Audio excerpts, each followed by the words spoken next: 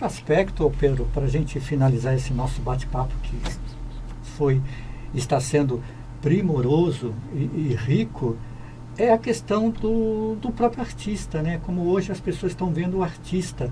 Eu acho que as pessoas precisam entender que o artista, que o ator, que o músico, o compositor é um profissional, né? Quer dizer, que parece que isso as pessoas não têm em mente. O fato de você não ir para um escritório das 8 da manhã às 5 da tarde, e às vezes as pessoas falam, Pedro, o que você faz? Eu sou compositor, eu sou músico, eu sou ator. Tá, mas o que você faz? Eu acho que isso também precisa ficar mais claro para as pessoas, né? O prefeito do Rio de Janeiro, o bispo licenciado da Igreja Universal do Reino de Deus, Marcelo Crivella, ele, quando foi eleito, ele fez um discurso elogiando muito, falando da cultura e como ele gosta da cultura e como o artista, ele recebe o pagamento como, ele falou quase nessas palavras, ele recebe o pagamento do artista é um sorriso, é um abraço, é um aplauso, olha, eu tenho um casal de amigos que é uma francesa e um brasileiro. Ele vem do subúrbio do Rio de Janeiro, ele é um músico muito competente, ela é uma artista múltipla, circo e de música também. E eles foram morar na terra, uma cidadezinha pequena na França, onde é a família dela. Eles tiveram um filho, foram morar lá. E ele estava me contando como é que funciona na França. O sujeito que é artista, ele é músico, se ele se comprova a sua atuação, ele pode optar por ter uma bolsa profissional do governo. E uma bolsa que realmente é o suficiente para manter a sua vida. Em troca dessa bolsa, ele tem que fazer uma quantidade X, uma quantidade grande, de apresentações todo ano. Ele tem que dar aula em centros culturais e coisa e tal. Ele tem que fazer uma série de atuações. Contrapartidas. Mas a contrapartida fundamental é que ele tem que se apresentar. Assim, 50 vezes, 80 vezes por ano. Muitas vezes. Então ele tem que fazer apresentações. As apresentações dele, elas são registradas oficialmente. As casas que recebem os músicos, os artistas, elas pagam os impostos, e desses impostos das casas que recebem os artistas, essa bolsa dos artistas vem. Então é um ciclo virtuoso. Então você tem, numa cidadezinha de 100 mil habitantes, você tem uma série de casas de música, e essas casas de música elas geram de música, de teatro, de circo, coisa e tal, elas geram toda uma economia assim, capilarizada, assim, porque as casas elas têm um incentivo governamental, mas ao mesmo tempo elas têm um retorno na forma de imposto, e os artistas eles têm uma garantia de que eles podem desenvolver o seu trabalho em paz, eles podem ficar em casa estudando, ao invés de precisar pegar um outro trabalho, virar qualquer outra profissão, coisa e tal, eles podem ficar desenvolvendo o seu trabalho. Isso significa que, enfim, que é um país que respeita e reconhece o artista como um profissional que tem uma função importante dentro da sociedade, uma função de manter, de preservar, de propagar valores culturais como a diversidade, né? Ele é um cara que ele é respeitado pelo fato de que ele leva uma informação diferente, ele leva a música brasileira para lá.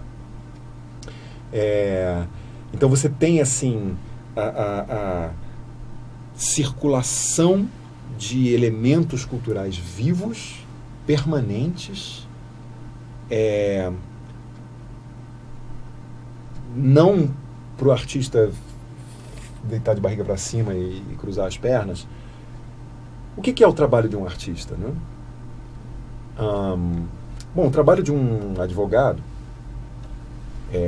requer você ter as suas reuniões com seus clientes, você é pago pelas suas reuniões com seus clientes, ou por dar um parecer, ou por estabelecer um litígio, ou para entrar na justiça, coisa e tal. Mas boa parte do tempo, o advogado ele está estudando, se atualizando, refletindo sobre de que maneira aquele litígio daquele cliente, aquela posição daquele cliente pode ser representada por que lei. Então, assim, tem uma série de tempo do trabalho do advogado que não é remunerado. Ele precisa ficar trabalhando para si. Da mesma forma, o artista. Tem uma parte do trabalho, significativa do trabalho do artista, que não tem como ser remunerado. Eu estou em casa compondo uma canção, ou gravando um vídeo, ou ensaiando, coisa e tal, assim, isso não tem como ser remunerado. Por isso, quando um artista vai e se apresenta e ele ganha um dinheiro X numa apresentação, esse dinheiro X parece uma remuneração alta por hora. Porque o artista, ele passa a maior parte do tempo se preparando para aquela 1 hora, 2 horas ou 3 horas que ele vai se apresentar numa semana, ou 4 ou 5 horas que ele vai se apresentar numa semana.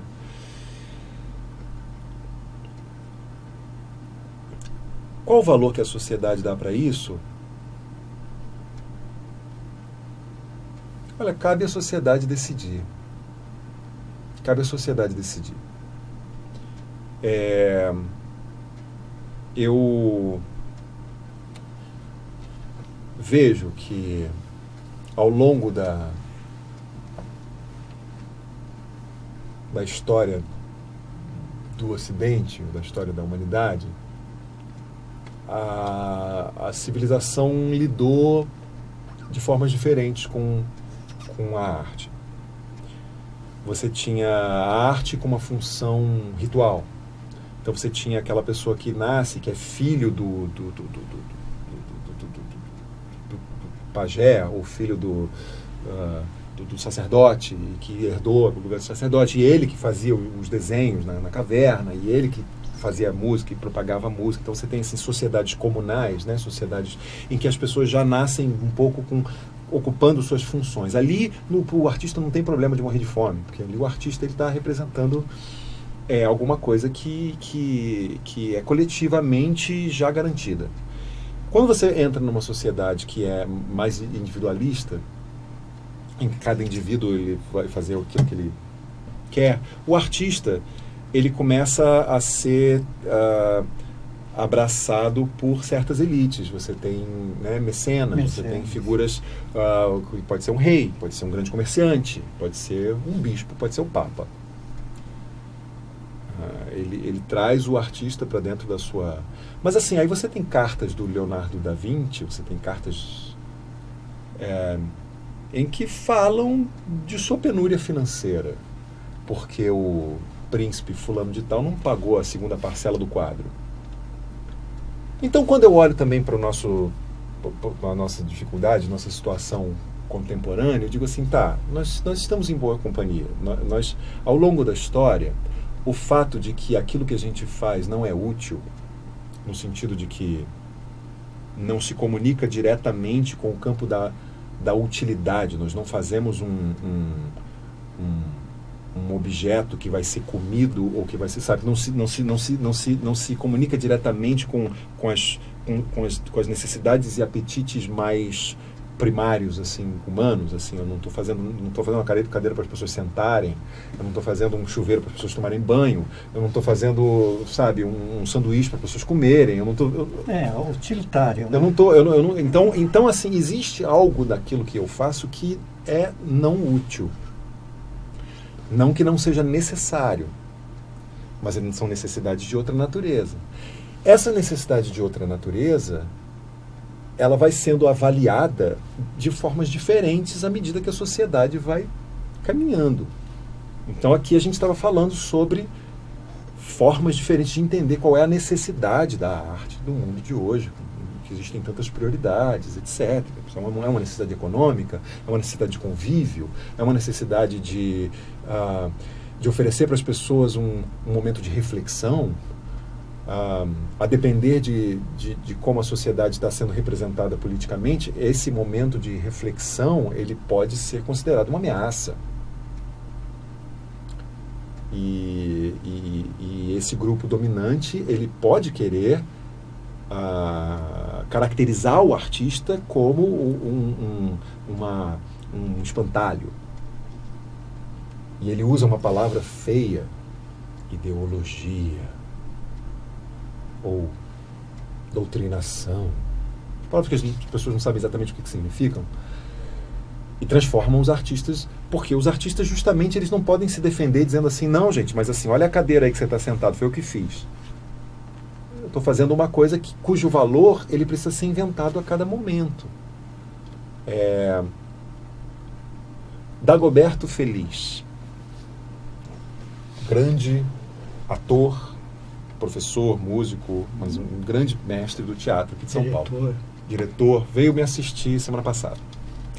E aí no final do espetáculo ele gostou, ele veio, deu um abraço, assim, puxa, eu estou sentindo que as pessoas estão voltando a ter necessidade do teatro, porque as pessoas estão tão contaminadas, as pessoas estão tão nubladas por esse ambiente de ódio e esse ambiente de virtualidade, e esse ambiente de tela na frente, coisa e tal, que as pessoas estão sentindo necessidade de se encontrar num espaço de afeto, num espaço de reflexão, num espaço de uma busca por algo que transcenda o cotidiano e que nos permita olhar para o cotidiano de uma outra altura, quase como se fosse um elevador que nos permite levantar assim e olhar para o cotidiano assim, com um distanciamento que nos permita uma certa lucidez, um certo raciocínio. Ele fala assim, as pessoas estão voltando para o teatro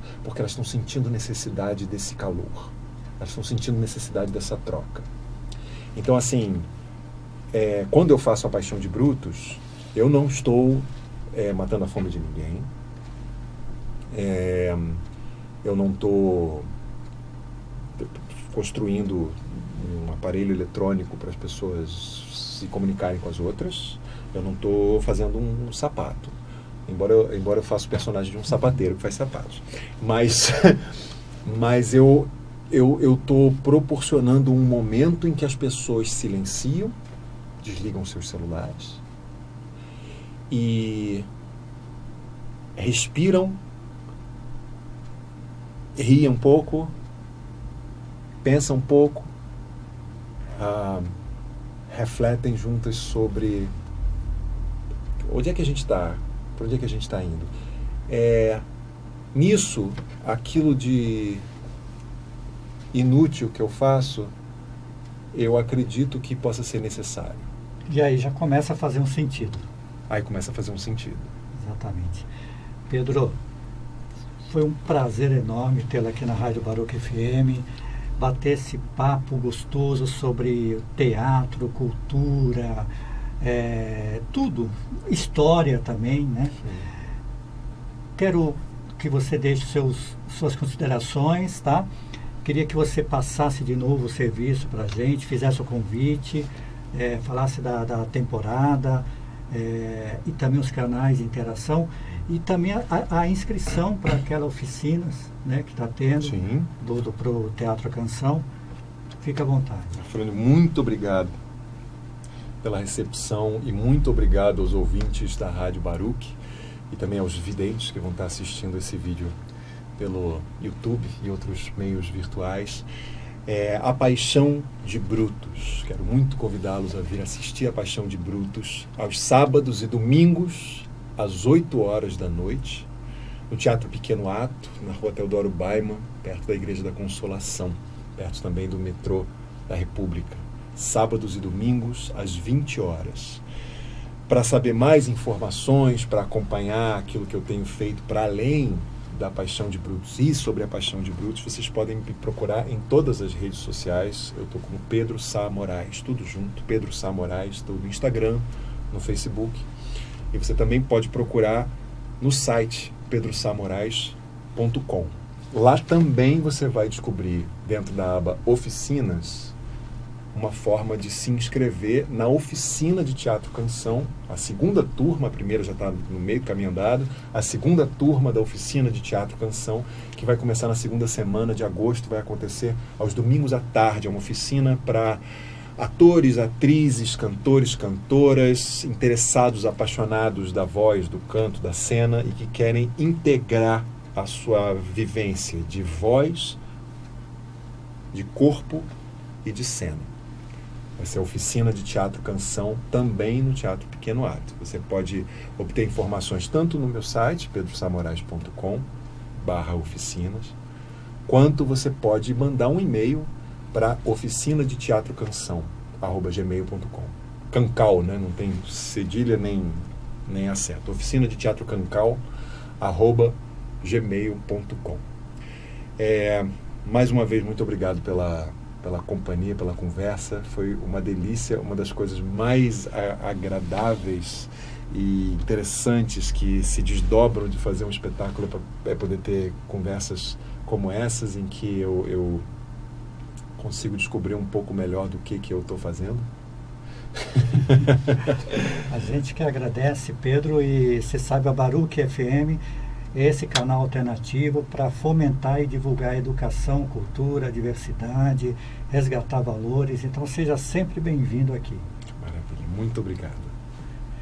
Bem, para a gente encerrar, nada melhor do que com música, né? Sim. Que música que a gente pode deixar aqui para o nosso ouvinte? Essa eu vou cantar, a capela. Vamos lá. Chama-se O Martelo de Shakespeare. O espetáculo abre assim.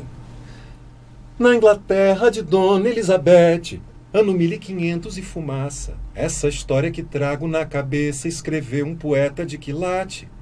E o teatro que ergueu aquele vate era sobre um terreno lamacento, mas sagrou-se um eterno monumento pelas lendas que nele se cantaram. E dos séculos fundos semearam os pomares que medram no meu canto. A propósito, um caso interessante, a madeira do teto, o chão e o lado eram de outro teatro demolido.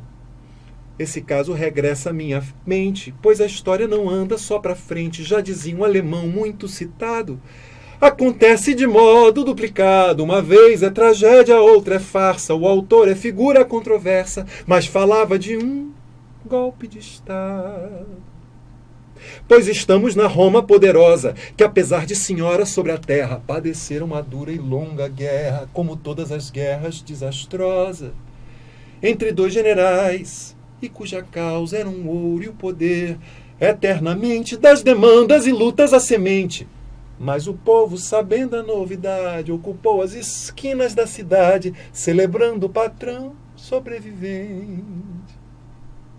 E eis que agora começa a pantomima, obra-prima de um cérebro humano, quando toca a buzina e sobe o pano, a garganta se alastra em toda a rima, as ideias navegam rio acima, rio abaixo, o destino e o desencanto são cascatas indômitas de pranto que uma vez desatadas nunca param, mas dos séculos fundos semearam os pomares que medram no meu canto.